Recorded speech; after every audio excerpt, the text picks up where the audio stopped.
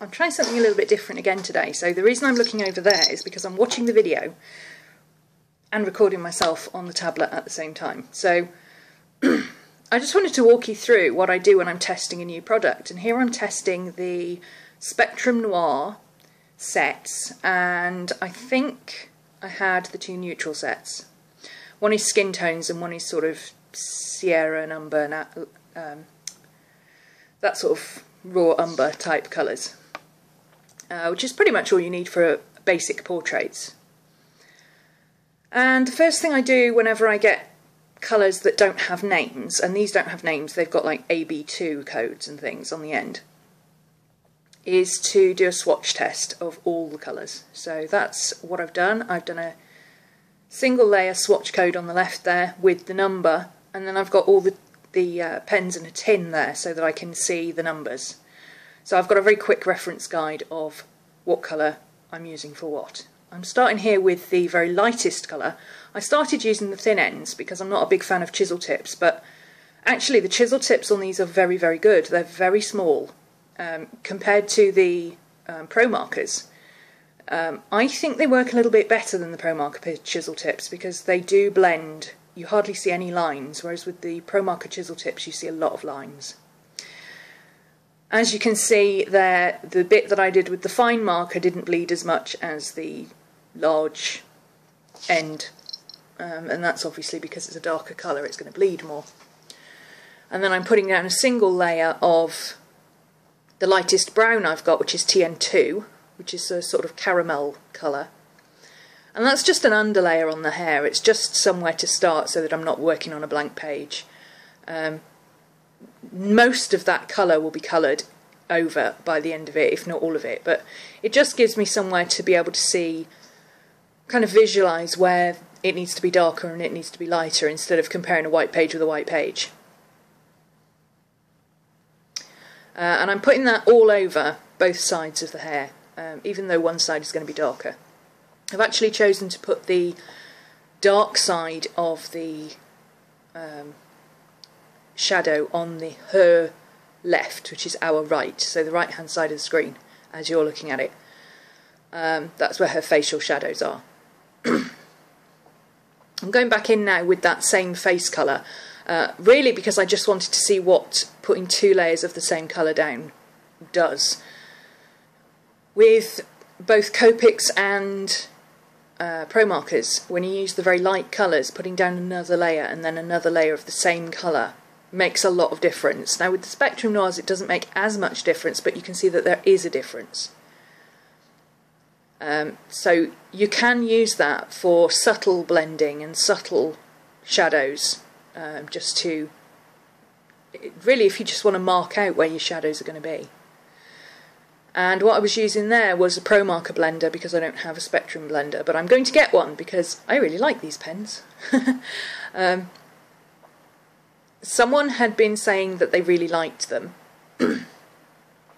I'm going in now with FS3, which is the next darkest colour for the skin. And I'm just going over the shadows and into the main skin tone.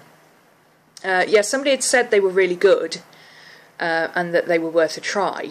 And much as I do love my Pro markers, they go a bit muddy and it's kind of annoying when you want to blend as much as I do. So I thought I'd give these a try. They were on buy one get one half price in my craft shop and they were really cheap. It worked out about, I think for the 12 that I got I paid something like £6.50 or £7 or something, which is a really good deal. I mean, 2 Pro markers will cost you that much.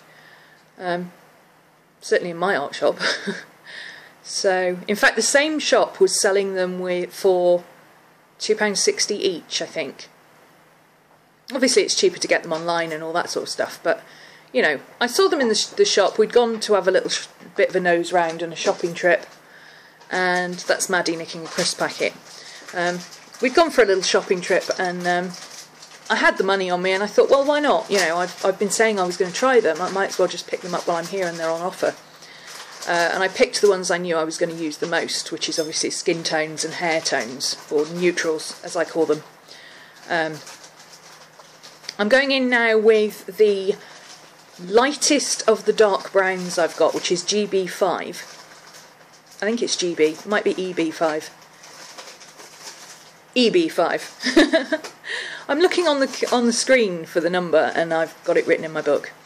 Yeah, GB5, just going in, putting in where the shadows would be, where the hair groups together. I think of it in terms less of putting in the shadows as bringing out the highlights. So anything that I know is going to be very, very dark, I colour in, and anything that I know is going to be very light, I leave. And you can see that's where the highlights are going to be in her hair. The thing I like about pro markers, markers in general, is that you can layer them. Now pro markers, like I say, they do tend to go a little bit muddy after a while. It's not that you can't blend them together, you can blend them together, they blend beautifully. And in actual fact, I think they blend a bit better than Copics. But you kind of lose the clarity of the colour, I find. And sometimes that's not important, and that's great, and I use my pro markers a lot in my journal because it's a hell of a lot cheaper than Copics. But these are cheaper again, and while they blend as well as pro markers do, granted I'm not using the proper blender, I'm using a pro marker blender, but an alcohol blender is an alcohol blender at the end of the day. The colours together blend really nicely. It takes a little while, I find. And I find the same with pro markers. Now with Copics, they seem to blend straight away. So it's almost like using watercolours or pencils. You know, you get the result you want straight away, and then as it dries it gets lighter. These go very, very dark on, and then when they dry, the contrast between the light and the dark is not so much. So you can see the face sections, you can barely see that I'd put in any shading on the face at all, and yet I've done it twice. And that's because the two colours that I used were very, very similar. Going in now with EB8.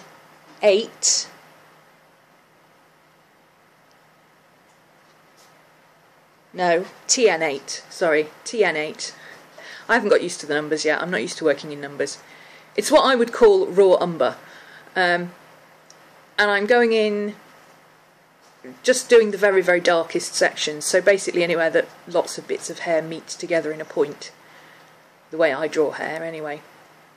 So I've got my mid-range of the curve of the hair, I've got the highlight of the top of the hair, so if you think of hair as being curves like that, the top bit, the top bit of the curve is catching the light, and the bit down the sides is a little bit darker, and the bit at the bottom is the darkest. So that's kind of what I'm doing, and I just work very intuitively with it. If I think it needs to be darker or lighter, then I put darker or lighter in. As you go along, you kind of feel your way and you think, oh no, that bit doesn't look right. You'll see that in a minute, that big stripe down the centre, where it's very light. I decided that didn't look right and I coloured it in afterwards. So, and then of course this side of the hair is going to be darker, so there's going to be a lot less of the caramel and a lot more of this dark brown. And because markers need time to dry, you can tend to go in, and I actually did with this particular colour. I was like, oh no, it's too dark. Oh, what have I done? And then I remembered that it needed to dry, and I was like, whew. And of course, once it dried, it was fine. You do have to be able to cope with the fact that it's going to be a little bit darker when you first put it on than you expect it to be. I find the trick is to work fairly fast so that the layer underneath is not quite dry when you put the next dark layer on. As you can see with the face, I decided on this kind of olivey colour, which is GB8, to do the shadows, just to get some contrast from all the browns and neutrals. And when I first put it on, of course, you can see it's really dark, it looks terrible. But of course this is the lightest colours and the darkest colours, and once I go in here with TN2, which is the same colour as I used for the hair, which kind of unifies it all together, that blends out the dark colour into the medium colour a little bit more, enhances the shadows, and you start to see that actually it's not as dreadful as you thought it was going to be. And I think at this point I decided to go in with the blender. This is the very lightest colour. I was trying to get the edges off because I'd used the marker, sorry, the chisel tip, and I was trying to feather out the edges a little bit because obviously on the details that's not quite so easy to do. But what ended up happening was, of course, the Pro Marker blender made it spread, and I ended up with these patches, so I ended up doing the whole thing with marker, which wasn't what I intended to do, but actually it was a happy accident because it made it all come together. And for a change, the blender that comes with the markers is actually really good, and it makes a difference. So now I'm using that same green colour, the GB8, to go over the hair, and you can see now that the hair unifies, but at the same time it's got lots of lights and shadows and darks, and I'm going over all of it. I'm not just going over the light parts, I'm going over the whole thing. So it's not only creating the light, medium and dark shadows and highlights, but it's also unifying the colours, and it will cause the colours to bleed together. Because using a mid-tone colour over lights and darks is exactly like using a blender, except it colours it. So you'll see as this left-hand side dries, you'll see a lot more of the light areas coming through and a lot more of the dark shadows coming through. And it starts to look more like real hair.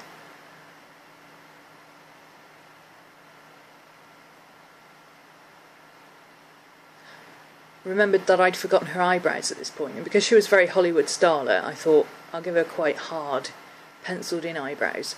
But once I'd done that, it became apparent that the eyes weren't quite right. The eye shadows were a bit off. So I popped in the iris colours, again with that dark green. I think I used GB10 and GB8 for the shadows around the eyes. And then I went back in with my G-Tech 2 in black to just reinforce some of the lines.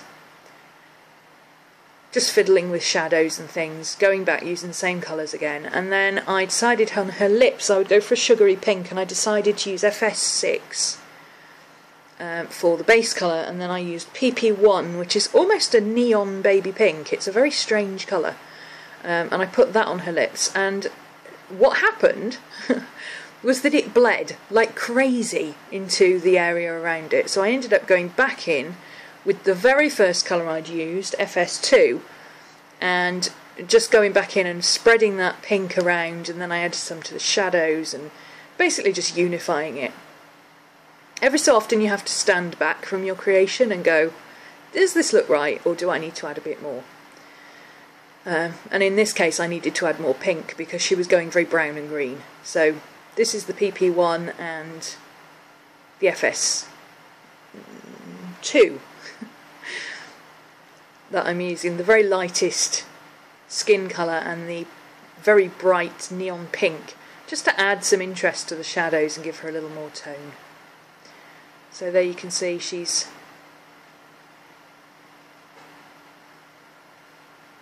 bleeding her colours in quite nicely. I went back in with a Signo gel pen at this point and did her highlights.